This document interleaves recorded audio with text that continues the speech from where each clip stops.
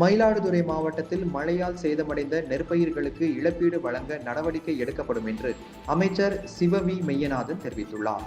மயிலாடுதுறை மாவட்டத்தில் வருவாய் மற்றும் பேரிடர் மேலாண்மை துறை சார்பில் பொதுமக்களுக்கு இலவச வீட்டுமனை பட்டா வழங்கும் விழா மயிலாடுதுறை சீர்காழி மற்றும் செம்பனார் கோவில் ஆகிய இடங்களில் நடைபெற்றது.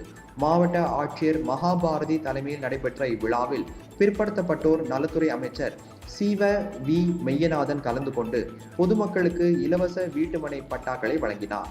பின்னர் மயிலாடுதுறை மாவட்டத்தில் கடந்த 18ஆம் தேதி பருவம் தவறி பெய்த கனமழையால் பாதிக்கப்பட்ட சம்பா பயிர்களை அமைச்சர் சிவ வி மெய்யநாதன் நேரில் பார்வையிட்டார்.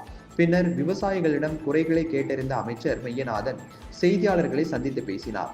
அப்போது பேசிய அவர், மயிலாடுதுறை மாவட்டத்தில் பருவம் தவறி பெய்த கனமழை காரணமாக அறுவடைக்கு தயாராக இருந்த நெற்பயிர்கள் பல இடங்களில் பாதிக்கப்பட்டுள்ளதாகவும் உத்தேசமாக 27,000 ஹெக்டேர் நெற்பயிர்கள் பாதிக்கப்பட்டுள்ளதாகவும் தெரிவித்தார்.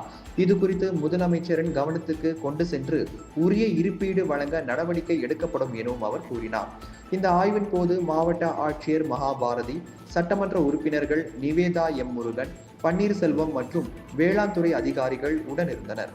அதாவது பயிர் காப்பீடை பொறுத்த வரைக்கும் இன்றைக்கு தமிழ்நாடு அரசும் சரி, அதனுடைய காப்பீடு நிறுவனங்கள், குறிப்பாக காப்பீடு நிறுவனங்கள் சேட்டலைட் மூலமாக ஆங்காங்கே ரேண்டமாக அவங்க அந்த ஈல்டு எங்கே இருக்குன்னு பர்டிகுலர் இடத்துல சர்வே எடுக்கப்பட்டு அந்த வருவாய்க்கு உட்பட்ட பகுதியில் அதே அவங்க காப்பீடாக நிர்ணயிக்கிறாங்க. அந்த செயல்முறை செயல்படுத்தப்படுகிறது. அதனால் எங்கே பாதிப்பு இருக்கோ பாதிக்கப்பட்ட விவசாயிகளுக்கு கண்டிப்பாக காப்பீட்டு தொகை கொடுப்பதற்கான நடவடிக்கை மாண்புமிகு தமிழ்நாடு முதலமைச்சர் மேற்கொள்வார் என்பதை தெரிவித்தார்.